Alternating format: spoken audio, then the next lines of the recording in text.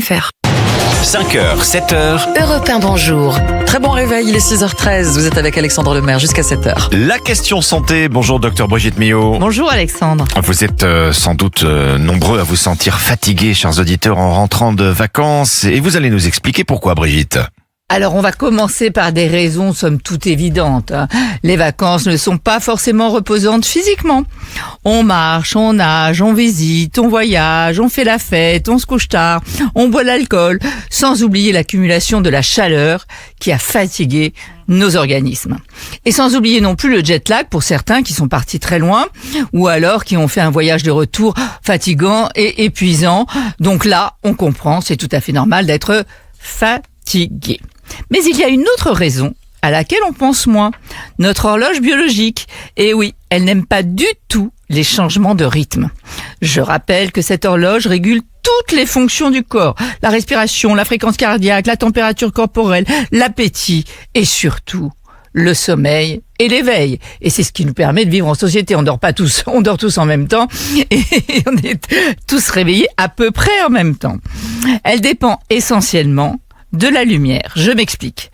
Quand la lumière arrive à notre cerveau via le nerf optique, elle envoie un message, hop, faites sécréter toutes les hormones de l'éveil et surtout bloquer les hormones du sommeil. À l'inverse, avec l'obscurité, le signal envoyé est faites sécréter la mélatonine. Vous savez, c'est l'hormone du sommeil. Et annulez les hormones de l'éveil. Cette horloge dépend aussi d'autres synchroniseurs sociaux, comme les horaires des repas, mais aussi ce que l'on mange, la qualité des repas. Or, en vacances, ça ne vous aura pas échappé, on se couche souvent plus tard, voire beaucoup plus tard.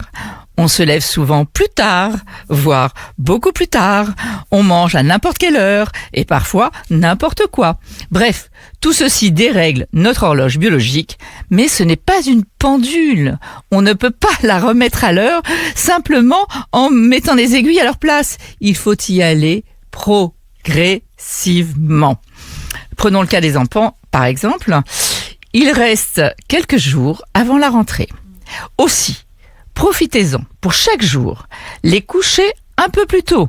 Enfin, surtout les réveiller un peu plus tôt, c'est plus facile que de leur dire « Allez, tu dors ». Exposez-les rapidement à la lumière du jour. Je sais, c'est pas très sympa, mais c'est ce qui les réveillera très facilement. Avec des repas à des horaires réguliers pour limiter les effets de la fatigue de ce jet lag estival afin d'attaquer une rentrée en pleine forme. On va essayer de les suivre, vos bons conseils. Merci docteur Brigitte Millot. Pas facile d'appliquer tout ce que vous nous dites ce matin. Et on est très heureux de vous retrouver à 6h16. Vous